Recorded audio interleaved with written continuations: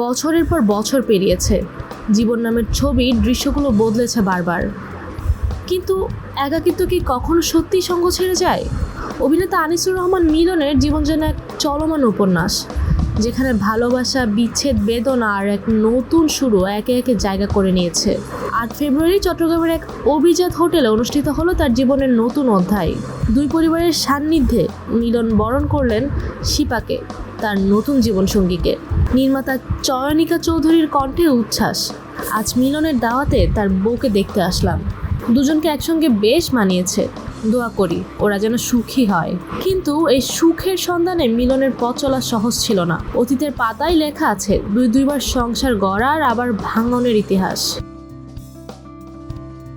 1999 সালে লুসি গোমেজের সঙ্গে প্রথম সংসার শুরু হলেও 2013 সালে বিচ্ছেদ টেনে দেন তারা।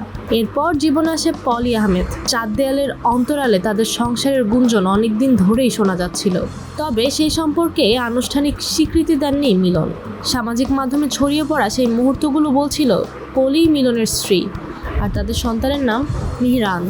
কিন্তু নিয়তির নিষ্ঠুর খেলায় পলি দীর্ঘদিন ক্যান্সারের সঙ্গে যুদ্ধ করার পর 2023 সালের সেপ্টেম্বর মাসে যুক্তরাষ্ট্রের একটি হাসপাতালে শেষ নিঃশ্বাস ত্যাগ করেন। মিলন হয়তো চেয়েছিলেন স্মৃতির পাতা আর না উল্টে জীবনকে একা বয়ে নিয়ে যেতে, কিন্তু জীবন কি আর থেমে থাকে? সময়ের স্রোতে এবার তিনি খুঁজে নিয়েছেন নতুন আশ্রয়। শিপার হাত ধরে হয়তো নতুন করে ভালোবাসার সংজ্ঞা লিখবেন তিনি।